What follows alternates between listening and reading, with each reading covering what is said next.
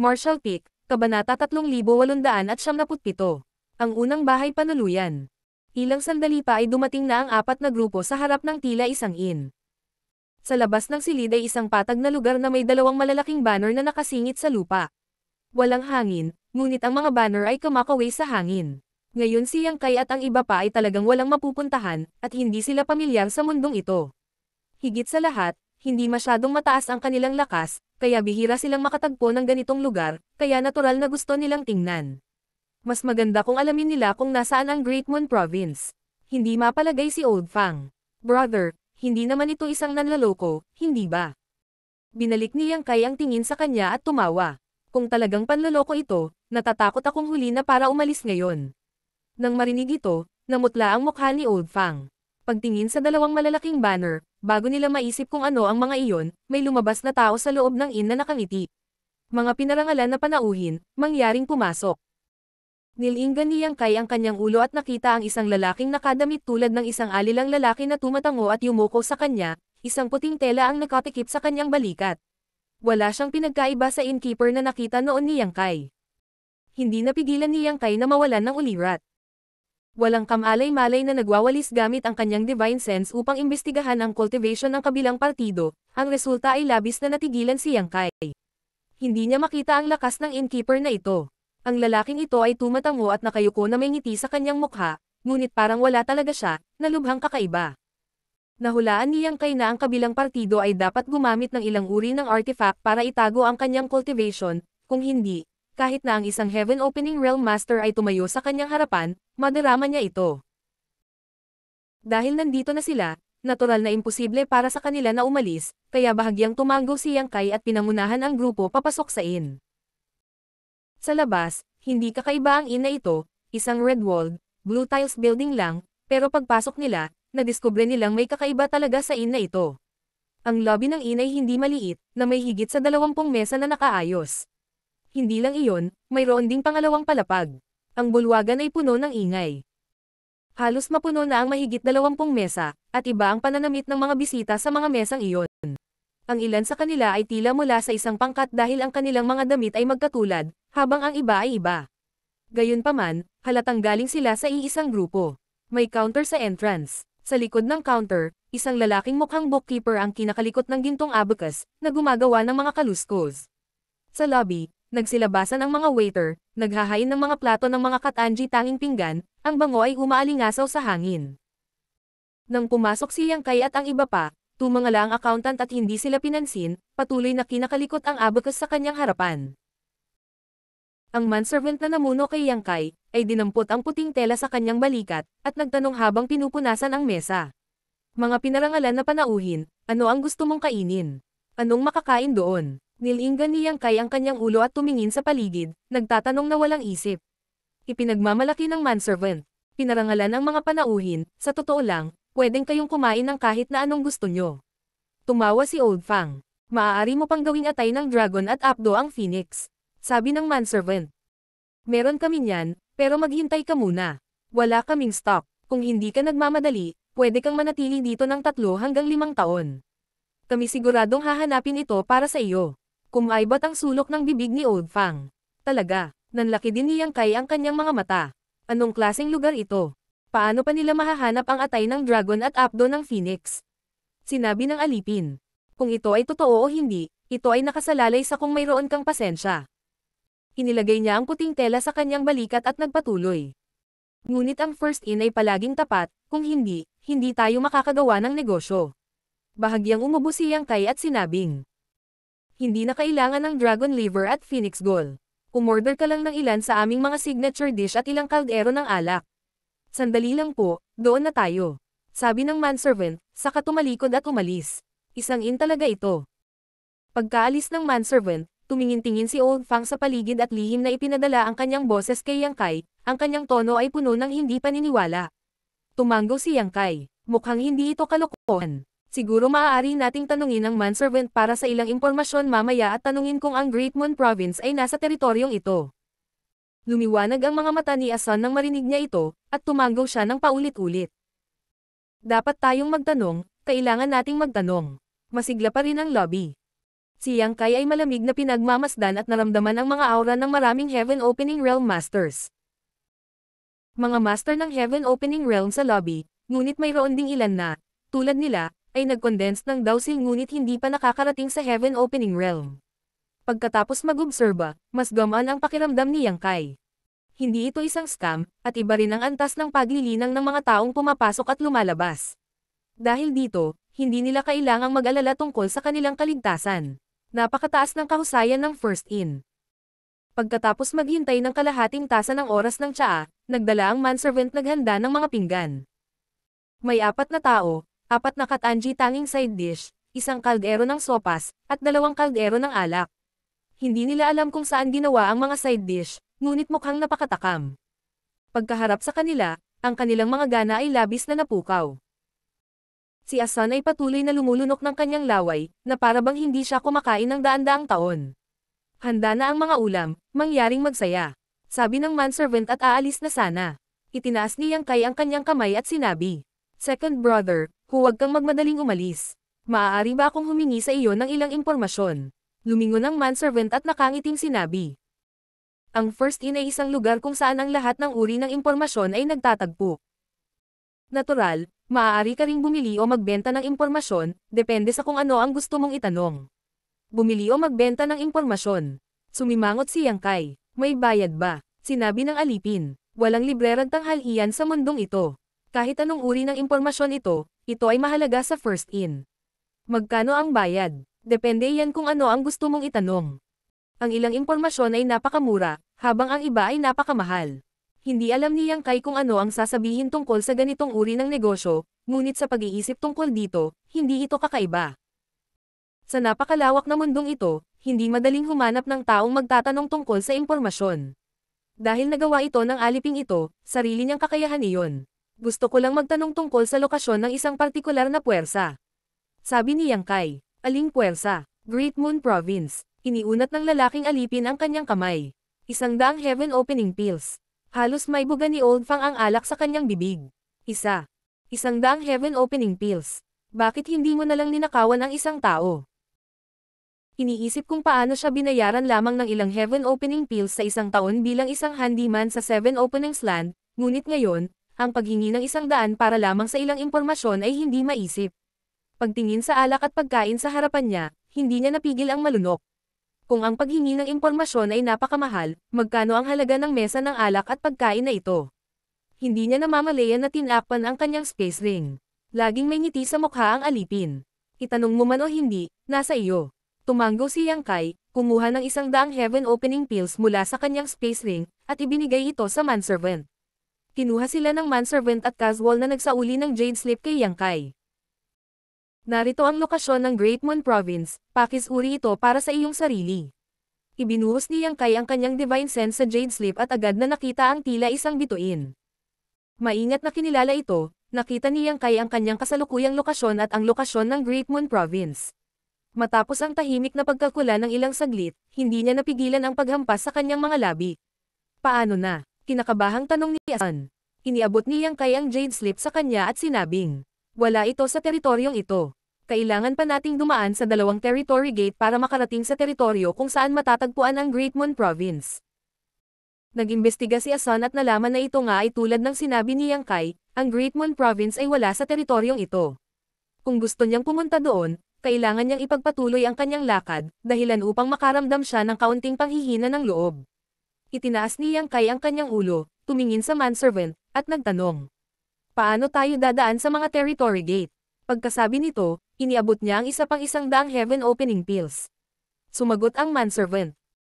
Ang mid-rank Heaven Opening Pills ay nagbibigay daan sa iyo na makadaan sa gusto mo, ngunit sa ibaba ng mid-rank Heaven Opening Pills, kailangan mong bilhin ang mga artifact ng flight type na may mga defensive function na ibinebenta sa bawat star market.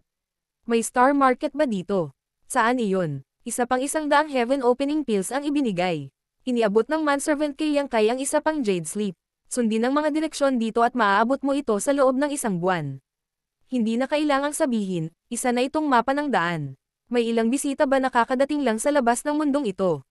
Biglang tanong ng manservant. Hindi na kailangang itago ito, at ang mga tanong na itinanong ni Yang Kai ay puro common sense, kaya madaling mahihinuhal ng iba ang puntong ito, kaya tumango si Yang Kai at sinabing, "Oo, ganun ba?" Nag-isip sandali ang manservant. "Tinanong ako ng mga bisita ng 3 tanong, kaya bibigyan kita ng ilang impormasyon."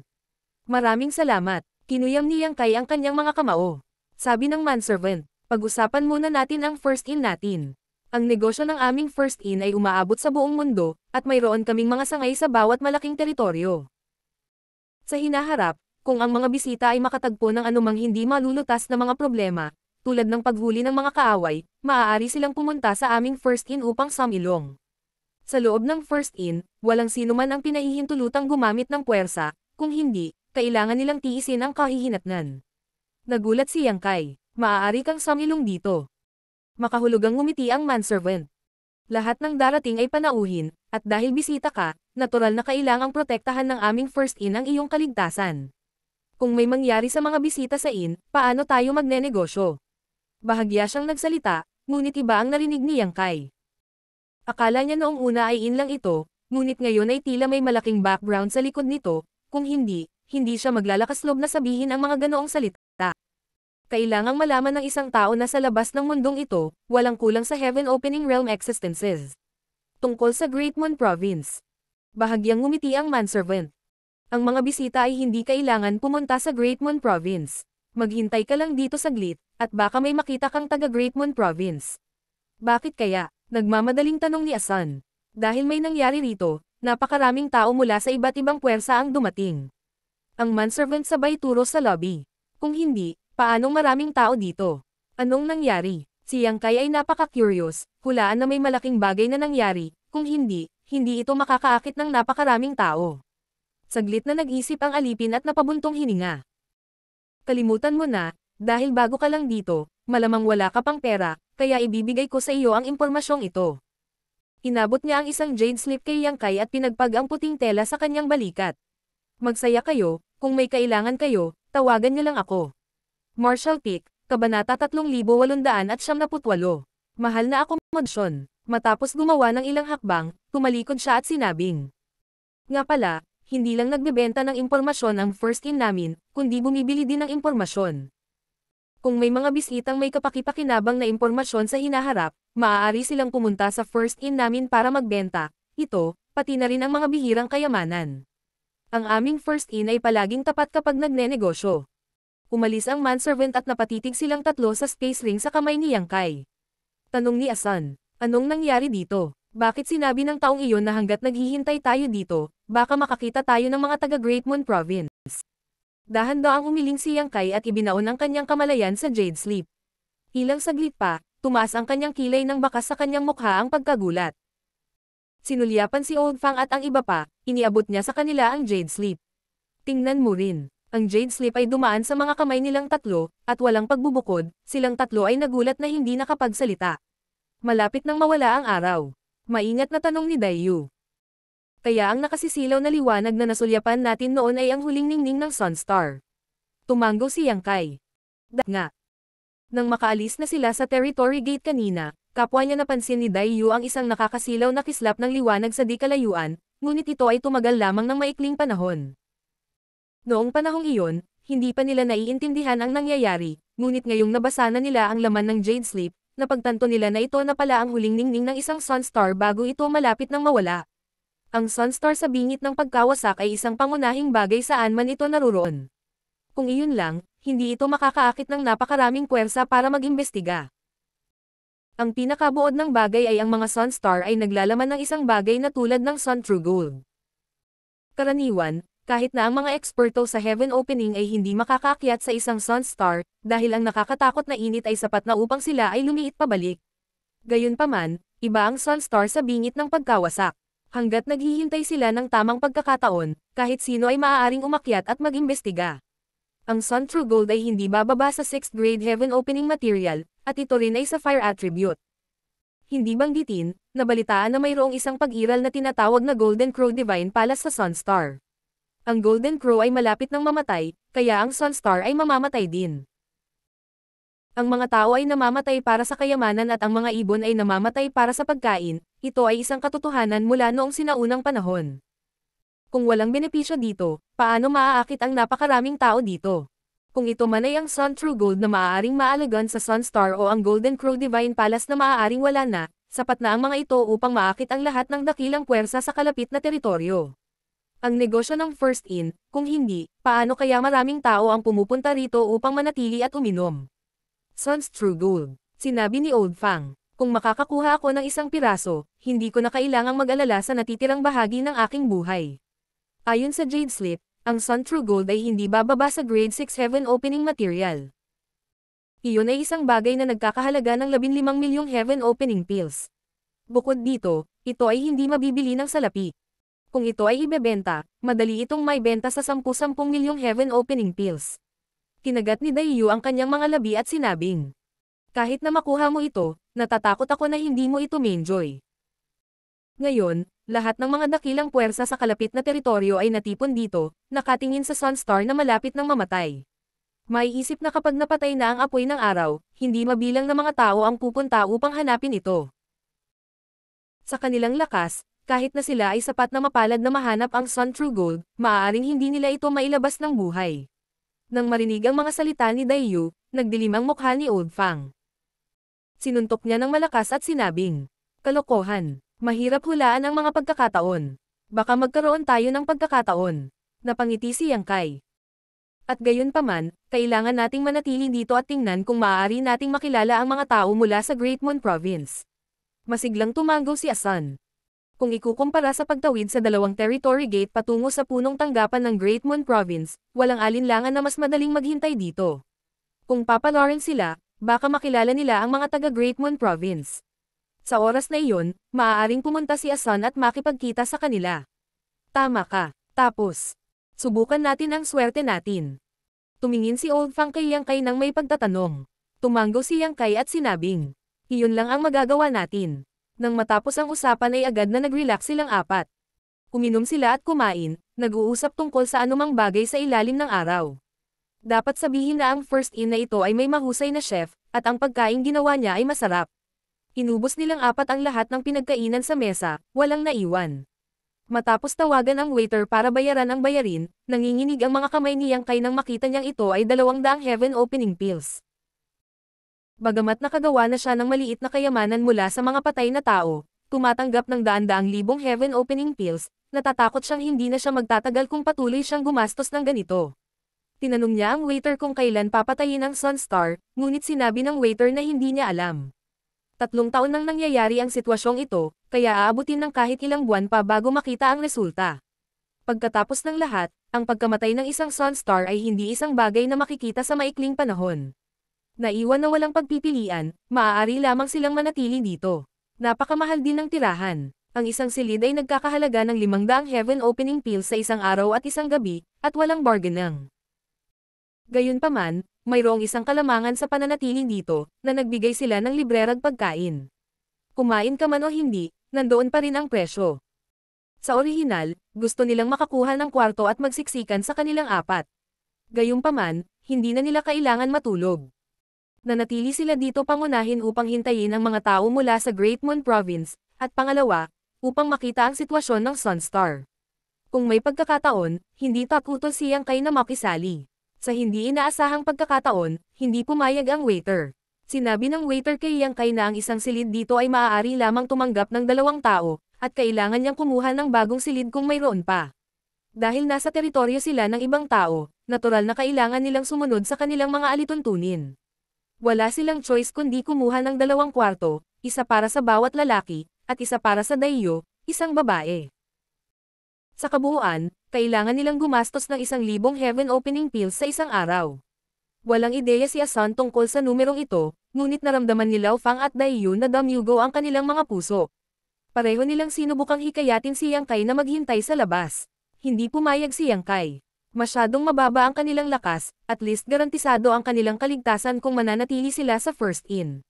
Kung talagang nanatili sila sa labas, walang nakakaalam kung ano ang mangyayari. Ngayong may mga taong lumalabas at lumalabas buong araw, na nakakaalam kung makakatagpo sila ng masasamang tao. Dinala ng waiter si Yang Kai sa counter para kunin ang room card, at pagkatapos ay magalang na inihatid silang apat sa loob ng courtyard. Bago umalis, hiniling ni Yang Kai sa kanya na bigyang pansin ang balita ng Great Moon Province, at ipaalam sa kanya kung may dumating mula sa Great Moon Province. Walang pagdadalawang isip na pumayag ang waiter. Magkatabi ang dalawang kwarto. Sa ganitong paraan, kung may nangyari talaga, magiging convenient para sa kanila na alagaan ang isa't isa.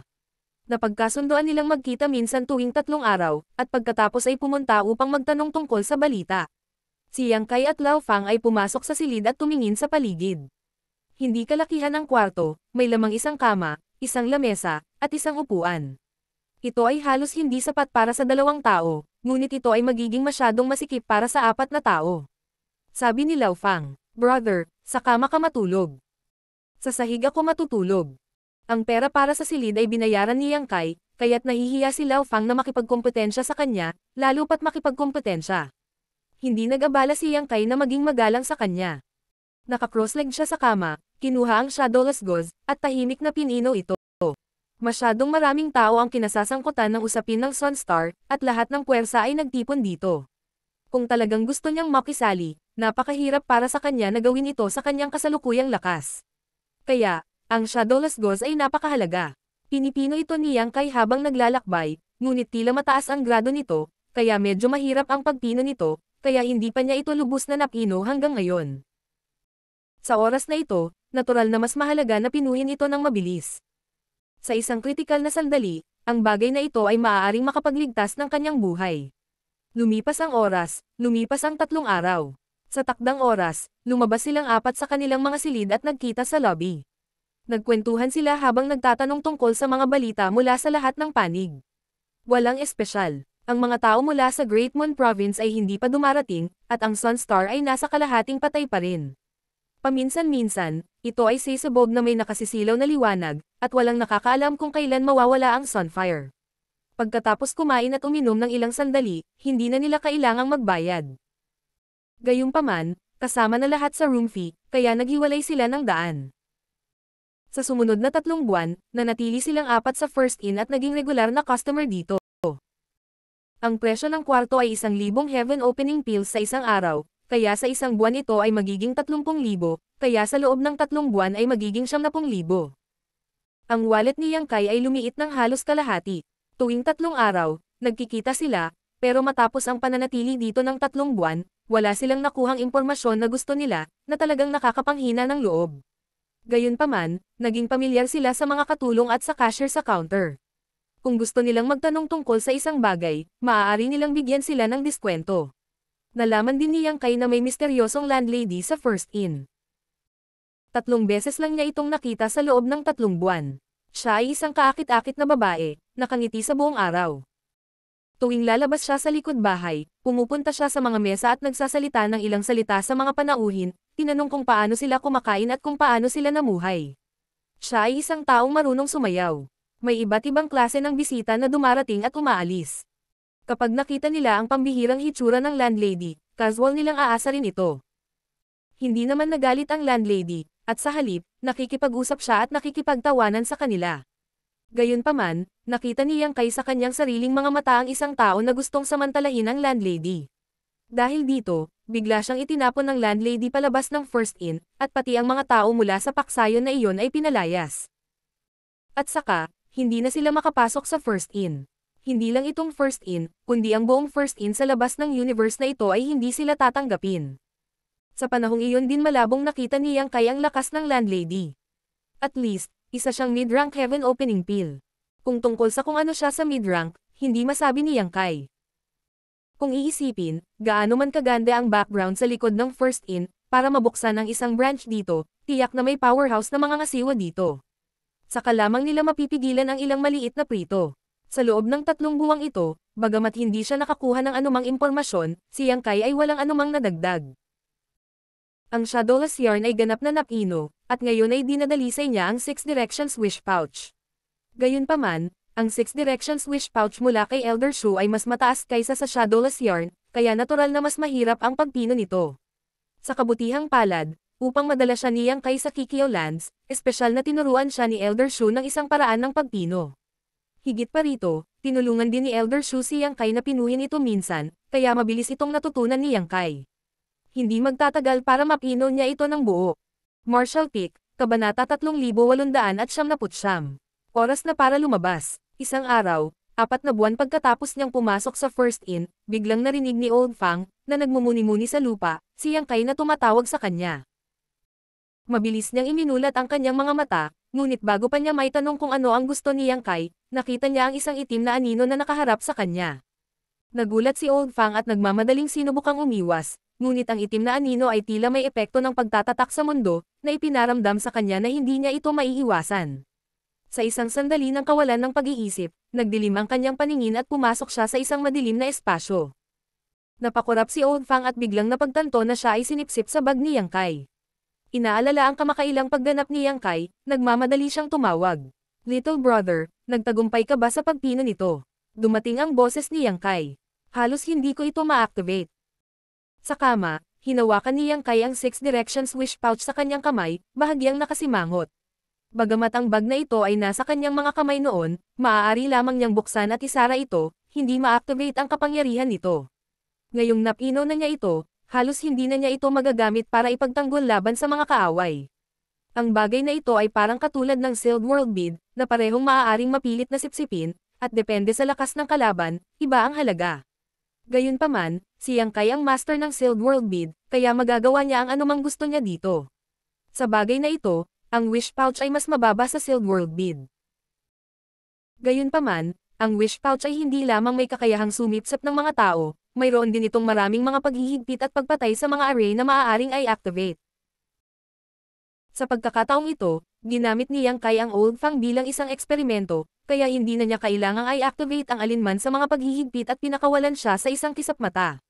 Tinitigan ni Old Fang ang wish pouch sa kamay ni Yang Kai nang may inggit.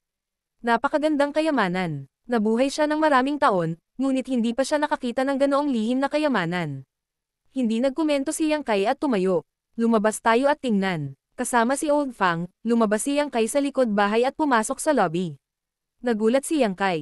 Ang lobby na dati ay sobrang ingay, ngayon ay sobrang tahimik. Walang laman ang mga mesa sa lobby. Pagtingin ni Yang Kai, nakita ni Yang Kai ang bookkeeper sa likod ng counter na ginagawa ang kanyang gintong abacus, at sa sulok ng bulwagan, ang manservant ay nakatulog sa isang stool. Ano ang nangyayari? Nalilito ang Old Fang na tumingin sa paligid. Si Yang Kai ay naguguluhan din. Dumiretso siya sa lingkod at tinapik ito, na sinasabi, "Bumangon ka." Nang inig ang katulong at gumapang para tingnan. Nang makitang si Yang Kai iyon, sinabi niya, "Ah, ikaw pala." Pagkasabi nito ay mahina siyang napahiga. Pagkatapos ng ilang buwang magkatrabaho, naging pamilyar sila sa isa't isa. Ang manservant ay hindi na masigasig tulad ng dati at mas casual na nagsalita. "Nasaan ang mga tao dito? Bakit wala na silang lahat?" Tanong ni Yang Kai. Lumingon ang katulong at tinuro ang pinto. Nakalabas na silang lahat. Nang marinig ito, bumilis ang tibok ng puso ni Yang Kai. May nangyari ba sa Sunstar? Ang dahilan kung bakit napakaraming bisita ang naghihintay sa First Inn ay dahil naghihintay sila ng Sunstar. Ngayong naubos na silang lahat, halatang may nangyari. Ang sabi ng alipin. Oo, tila malapit nang mapatay ang Sunstar, kaya't lahat sila ay nagmamadali upang subukan ang kanilang kapalaran. Bigla siyang umupo at tumingin kay Yang Kai, sinabing, "Nga pala, nandito rin ang mga tao mula sa Great Moon Province. Lahat sila ay nasa Sunstar." Si Yang Kai ay tumingin ng solemna at sinabi kay Old Fang, "Tawagan mo si Daiyu at ang iba pa." Hindi na kailangang tawagan sila. Ang boses ni Daiyu ay nanggaling sa likod. Nilinggan ni Yang Kai ang kanyang ulo at nakita si Daiyu at Asan na papalabas sa likod bahay. "Narinig ko. Ano ang dapat nating gawin ngayon?" Tumingin si Yang Kai kay Asan at sinabing, "Hanapin muna natin ang mga tao mula sa Great Moon Province. Magpaplano tayo mamaya. Ang Sunstar ay malapit nang mawala, kaya kailangan natuklasin ang Sunstar." Napakahina nilang apat. Kung maaari silang sumilong sa ilalim ng mga pakpak ng Great Moon Province, maaaring magkaroon sila ng pagkakataon. Natural, walang tumutol dito at agad na umalis. Bumangon ang lingkod at sumigaw. "Gusto mo bang itago ang 2 silid para sa iyo? Panatilihin ang aking asno. Hindi na ako mananatili sa walang prinsipyong ina ito." Hindi man lang lumingon si Yang Kai. 4 na buwan na siyang nanirahan dito at gumastos ng mahigit 100,000 pills sa kwarto. Kung hindi siya kumita, hindi niya ito kakayanin. Ano man ang naging resulta, hindi na babalik si Yang Kai sa kabong ina ito. Kung makikita niya ito sa hinaharap, lilhi ka. Itinuro ng manservant ang likod ni Yang Kai at sinabing, "Anak, Kung may lakas kang loob na tawagin itong walang prinsipyong in sa harap ng landlady, babalatan ka niya ng buhay. Si Yang Kai ay wala kahit saan. Walang nakakaalam kung saan siya nagpunta. Ilang araw silang lumipad pasulong, ngunit hindi sila nakarating sa kanilang destinasyon. On the way, may nakasalubong silang mga tao na on the way din. Lahat sila ay may malalakas na aura, na ikinatakot nilang apat. Ngunit sa ganitong paraan, natitiyak nilang tama ang direksyon nila. Matapos lumipad ng ilang araw pa, isang nakasisilaw na liwanag ang biglang sumiklab sa kanilang harapan, na nagpapaliwanag ng higit sa kalahati ng Starfield. Kasabay nito, ang isang nakakapasong kapangyarihan ay lumabas. Kahit na malayo sila, nararamdaman pa rin ni Yang Kai ang kadalisayan ng kapangyarihang ito. Nag-init ang kanyang puso, alam na ang True Sun Gold sa Sunstar ay hindi lamang alingawngaw. Ang dahilan kung bakit siya naging masigasig tungkol sa bagay na ito ay talagang gusto niyang sumali sa kasiyahan at samantalahin ang pagkakataong makita ang pundasyon ng mga dakilang puwersa sa labas ng sansinukob na ito. Pangalawa, gusto niyang tulungan si Asan na makilala ang kanyang mga ninuno. Pangatlo, at higit sa lahat, na-condense na niya ngayon ang kapangyarihan ng wood element. Mula sa wood hanggang fire, ang susunod na bagay na kailangan niyang gawin ay i-condense ang kapangyarihan ng fire element. Gayunpaman, dahil mataas ang kapangyarihan ng wood element, kailangan niyang maghanap ng mga high-grade heaven opening material. Kung hindi, ito ay magiging isang basura. Gayunpaman, mahirap makuha ang high-grade heaven opening materials, at walang alinlangan na matutugunan ng True Sun Gold ang mga kinakailangan. Ang True Sun Gold ay may salitang gold sa pangalan nito, ngunit hindi ito isang metal na material, ngunit isang tunay na material na fire element. Ang layunin na itinakda ni Yang Kai para sa kanyang sarili ay ang maabot ang 7th Order Heaven Opening Realm kahit man lang. Sa pamamagitan lamang ng pag-abot sa 7th Order Heaven Opening Realm magkakaroon siya ng pagkakataon na gamitin ang Heaven Opening Peel para maabot ang peak ng 8th Order o maging ang 9th Order sa hinaharap. Kahit na ang pinakamababang grado ng True Sun Gold ay isang 6th Order na material, at kung siya ay mapalad, hindi imposibleng makahanap ng material na 7th Order. Kung hindi dahil dito, sa napakaraming dakilang puwersa na nagnanasa sa kanya, paano siya nang ahas na tumawid sa maputik na tubig na ito? Habang sila ay lumilipad pasulong, isang malakas na pakiramdam ng pang-aapi ang biglang dumating mula sa kanilang likuran. Nagulat ang lahat at napalingon ang isang malaking barko na mabilis na papalapit sa kanila, dumiretso sa kanilang apat. Ang barkong ito ay malinaw na isang mahusay na artifact ng uri ng paglipad at napakabilis. Nang makita ito ng lahat ay medyo malayo-layo pa, ngunit sa isang kisap mata ay nasa kalagitnaan na ito, at nang makabawi ay nasa harapan na nila ito. Hindi man lang bumagal ang barko, na parabang hindi nito napansin ang pag-iral nilang apat at nagpatuloy lang sa pagsulong. Kapansin-pansing nagbago ang kutis ni Yang Kai at sumigaw siya. Maghiwa-hiwalay. Bagamat silang apat ay medyo malakas at lahat ay nag-condense ng sarili nilang mga dowsils, kung sila ay natama ng barkong ito, hindi sila magkakaroon ng magandang wakas. Nang mabigkas ang mga salitang ito, nagkalat silang apat sa mga gilid. Halos magkasabay din ang paglayag ng barko sa kanila at nawala sa di kalayuan. Nagtipon silang apat, napakapangit ng ekspresyon ni Old Fang. Saang dakilang puwersa ito kabilang? Nakakatawa, hindi man lang sila makakita ng apat na buhay, bulag ba sila? Mapait na ngumiti si Daiyu. Okay lang kami, malamang hindi nila tayo inilagay sa paningin nila. Sobrang bully nila, galit na sabi ni Old Fang. Antong hininga si Yang Kai. Kung ayaw mong mabuli, lalo ka lang munang lumakas. Pagkasabi nito, biglang kumunot ang kanyang noo nang biglang tumalikod ang barkong nasa harapan nila at nagsimulang humarurot patungo sa kanila. Biglang namutla ang mukha ni Old Fang habang nagtatanong, nanginginig na boses. Sila. Anong ginagawa nila? Narinig ba nila ang sinabi ko kanina? Sinabi ni Yang Kai sa mahinang boses. Kung naging masama ang sitwasyon, tumakbo ng mabilis. Bagamat hindi niya alam kung bakit bumalik ang kabilang partido, halatang wala namang maganda. Kung talagang nag-away sila, tiyak na hindi sila makakalaban ng kabilang partido. Kung nangyari yon, ang isa sa kanila ay kailangang tumakas. Mataimtim na tumanggaw si Daiyu at ang iba pa. Sa sandaling ito, huminto ang malaking barko sa hindi kalayuan sa harap ng karamihan, at sa bow deck, lumitaw ang isang matangkad na figure, na nakatingin kay Yang Kai at sa iba pa. Ang taong ito ay tila isang binata sa kanyang late 20s, at sa kanyang mga bisig ay dalawang nakamamanghang kagandahan. Ang dalawang babae ay bihis na walang pakundangan, na inilalantad ang malalaking bahagi ng kanilang balat na puti nyebe. Isa sa kaliwa at isa sa kanan ng binata, ang kanilang mga mata ay parang seda, at ang kanilang mga hininga ay parang orchid. Nakangiting sinundan nila ang binata habang nakatingin sa ibaba. Parehong namula sina Dayu at Asan. Ang mga mata ng binata ay saglit na dumaan kay Yang Kai bago lumingon kay Asan at Dayu, bahagyang nakangiti habang nagtanong. Pupunta rin ba ang dalawang babae sa Sunstar? Napakataba ng ngiti ng binata, at kaakibat ng kagwapuhan nito, napakalinis at dalisay nitong aura, ngunit nang makita nito ang dalawang babae sa kanyang mga bisig, alam ni Dayu kung anong klaseng tao siya. Ang dahilan kung bakit bumalik ang barko ay marahil dahil dito. Ayaw niyang sumagot, ngunit mas maganda ang sitwasyon kaysa sa kanya, kaya tumanggo na lamang siya sa takot na magalit ang kabilang partido. Oo, sabi ng binata. Nagkataon lang, pupunta rin doon ang iyong master na ito. Gusto niyo bang sumama sa akin? Ang bilis ng artifact na uri ng paglipad ng iyong master na ito ay hindi mabagal, mas mabilis kaysa sa paglipad tulad ninyong dalawa. Napangiti si Dayu at sinabing, hindi na kailangan, may mga kasama ako, gusto lang naming maglakbay ng magkasama. Tumingin ang binata kina Yang Kai at Old Fang bago tumawa. Dahil iyon ang kaso, magsama-sama tayong lahat, dalawa pa ang hindi magkakaroon ng anumang pagbabago. Ito. Biglang nakaramdam ng awkward si Dayu, nagsisisi na hindi niya nilinaw ang mga bagay-bagay. Ngayong nakasakay na siya ng tigre, imposibleng makababa.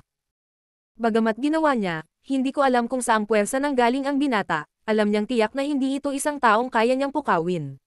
Kung talagang sasakay siya sa barkong ito, ang buhay o kamatayan niya ay nasa awa niya. Gaya ng hindi niya alam kung paano tumanggi. Si Yang Kai ay humakbang pasulong at ikinuyom ang kanyang mga kamao.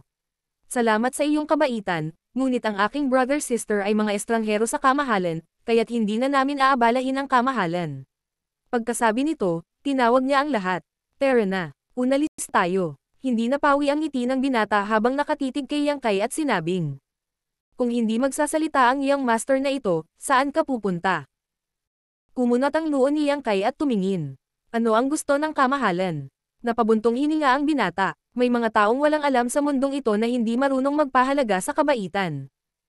Sa pangkalahatan, ang gayong mga tao ay hindi nabubuhay ng matagal. Marahan na tumikim si Yang Kai.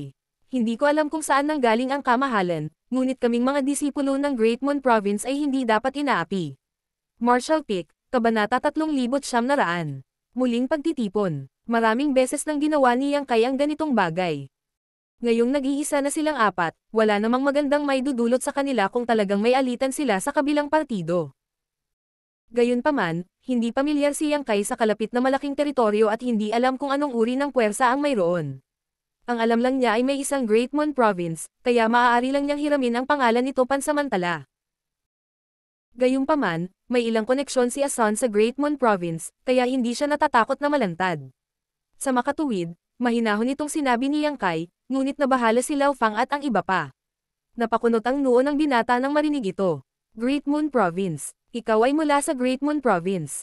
Oo, sagot ni Yang Kai sa malalim na boses, mukhang kalmado. Ang ekspresyon ng binata ay biglang naging medyo pagod.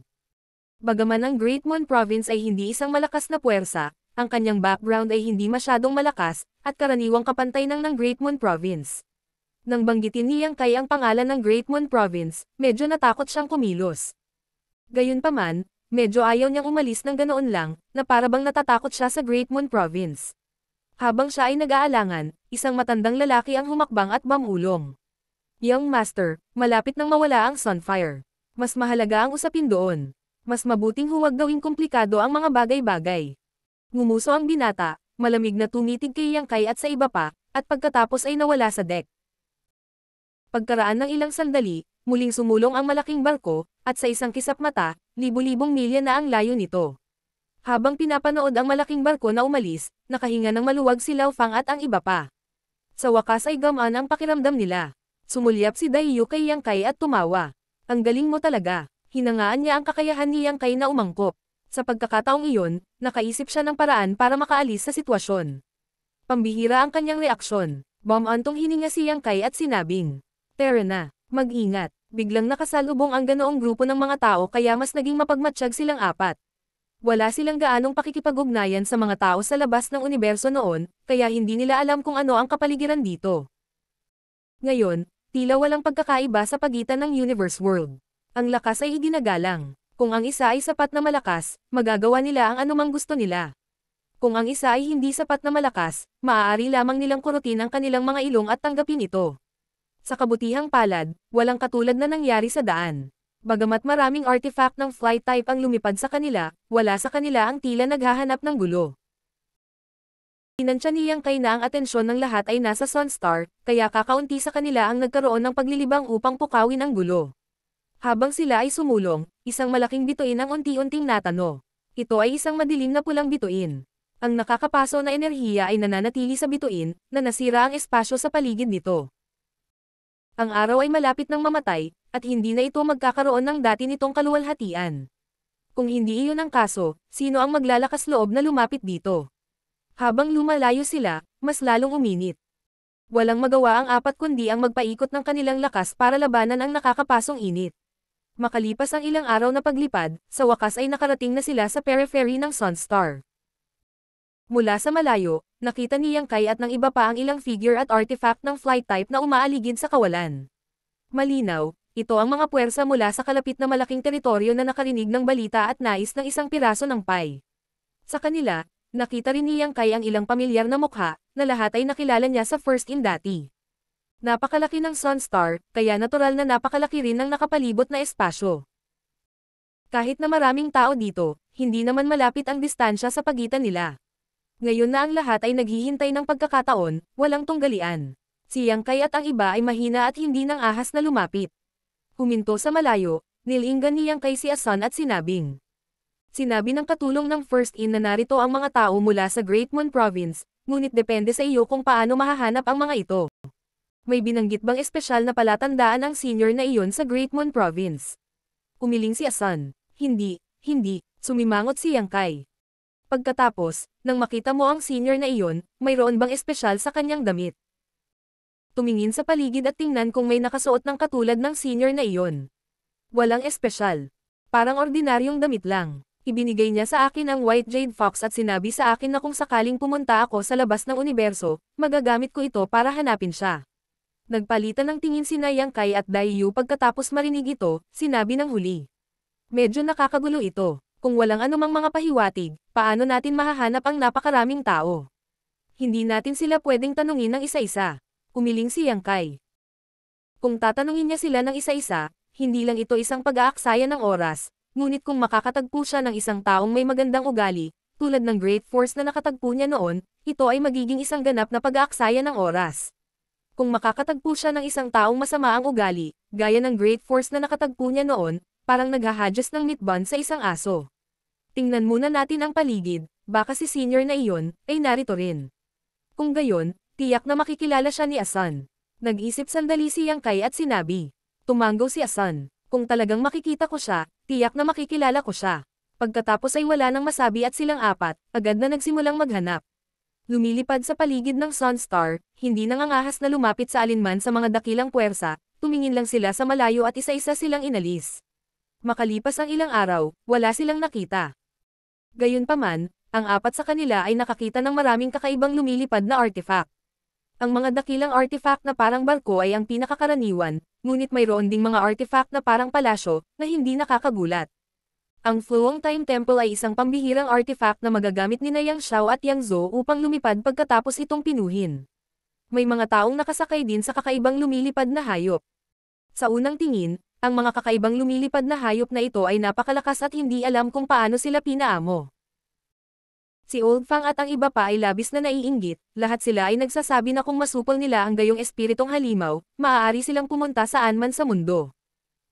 Matapos ang ilang araw ng walang kabuluhang paghahanap, hindi napigilan ni Asan na masiraan ng loob. Naramdaman din ni Yang Kai na hindi magandang ideya ang paghahanap ng walang patutunguhan tulad nito, kaya pagkatapos mag-isip-isip sandali, sinabi niya. Asan, hayaan mong tingnan ko ang puting Jade Fox na iyon. Tumanggo si Asan at inilabas ang White Jade Fox. Mula nang dumaan sa ikalawang territory gate, maraming mga bitek sa White Jade Fox, na para bang maaari itong gumuho anumang oras. Bukod dito, wala ng Fox Phantom ang lumitaw nang ibuhos niya ang kanyang lakas dito. Hawak ang puting Jade Fox, maingat na ibinuhos ni Yang Kai ang kanyang lakas dito. Nararamdaman niya na ang puting Jade Fox ay sumisipsip ng kanyang lakas, ngunit walang gaanong pagbabago. Dahan-daang umiling si Yang Kai at ibinalik ang puting Jade Fox kay Asan. Sa pagtingin sa kanilang tatlo, sinabi niya, ngayon ay mayroon lamang isang paraan. Tanungin mo sila isa-isa. Sa palagay ko ay hindi na natin kailangang magtanong ng napakaraming tao. Dapat ay mayroong nakakakilala sa mga tao ng Great Moon Province at nakita natin sila.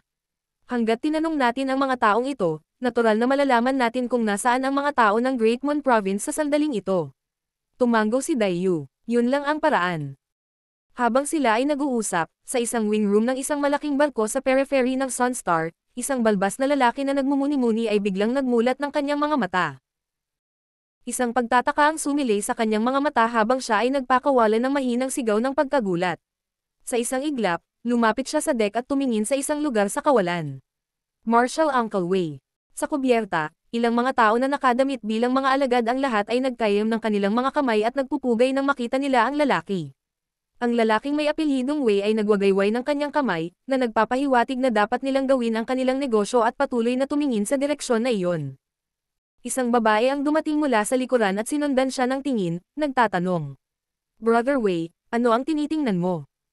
Napalingon ang lalaking may apelyidong Wei at sumulyap sa kanya, ngumisi. Junior Sister Tao, naalala mo ba yung junior ko na sinabi ko sa'yo noon? Ang babaeng may apelyidong Tao ay nag-isip sandali at tila may naalal. Yung taong galing sa Universe World na pinanggalingan mo. Ang lalaking may apelyidong Wei ay tumango. Ang tanging nabubuhay na junior. Sa huling pagbabalik niya, gumuho na ang mundong iyon. Ngayong naisip niya ito, dapat ay bumagsak na ito. Wala na ang mundong iyon, at siya at ang junior na iyon ang huling patunay na minsang umiral ang mundong iyon. Anong problema niya? Natarante si Junior Sister Tao. Bakit mo ito biglang binanggit? Ngumisi si Brother Wei. Nandito na siya. Malapit lang siya. Tinakpan ni Junior Sister Tao ang kanyang mapupulang labi gamit ang kanyang kamay. Talaga, paano mo nalaman? Sabi ni Brother Wei. Alam ko lang. Sa anumang kaso, tiyak na narito siya. Junior Sister Tao, ingatan mo ang lugar na ito, babalik ako kaagad. Pagkasabi nito, humakbang siya pasulong at mabilis na lumipad. Sa kabilang banda, natapos na ni Yang Kai at ng iba pa ang kanilang talakayan at naghahanda ng kumilos, nang biglang hamarang ang isang matipunong figure sa kanilang daraanan. Nagulat si Yang Kai at humakbang sa harap ng lahat, maingat na nakatitig sa bagong dating. Ang taong ito ay may buong balbas, kilay na parang kilay ng leon, at ilong na parang nakasabit na abdo, nakasuot ng martial arts robe, at ang kanyang nakalantad na mga kalamnan ay umuumbok. Nagwawalis gamit ang kanyang divine sense, naramdaman niyang kay na ang taong ito ay isang heaven-opening realm cultivator at ang kanyang puso ay nanginginig, ikinulong ang kanyang mga kamao at bumati. Pagbati, Senior, may kailangan ka ba? Sumulyap si Brother Wei kay Yang Kai at tumawa bago tumagilid ang ulo at tumingin kay Asan, na nasa likod ni Yang Kai. Little Sunir, huwag kang magtago, nakikita kita. Ang katawan ni Asan nanginginig habang tumatalon siya mula sa likuran ni Yang Kai sa gulat at kagalakan, nakatitig sa kanyang harapan ng hindi makapaniwala, at pagkatapos makita ang mukha ng bagong dating, hindi niya napigil ang sumigaw. Senior, hihihi, natagpuan mo talaga ako. Bagay ka talaga. Tumawa ng malakas si Senior Brother Wei, walang tigil na nanginginig ang balbas. Mukha siyang tuwang-tuwa, biglang namula ang mga mata ni Asan. Bumabalik sa kanya ang lahat ng hinaing na dinanas niya kamakailan, at tumulo ang mga luha niya, mukha na parang naputol na tali. Namula ang mukha ni Brother Wei nang makita niya ito at sinabi niya na may mapait na ekspresyon.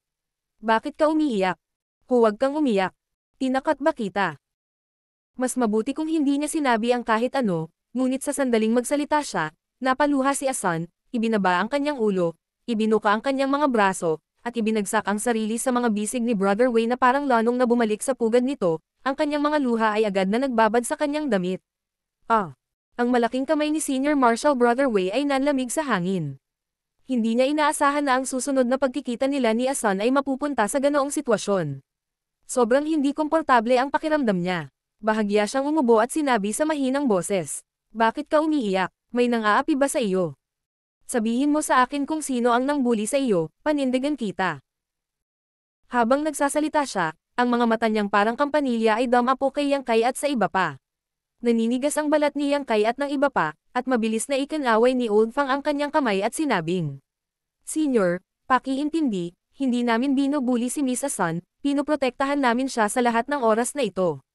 Ngumuso si Brother Wei, sa tingin ko ay hindi ka maglalakas loob. Senior. Nabulunan si Asan. Tahanan. Bahay. Wala na ang bahay.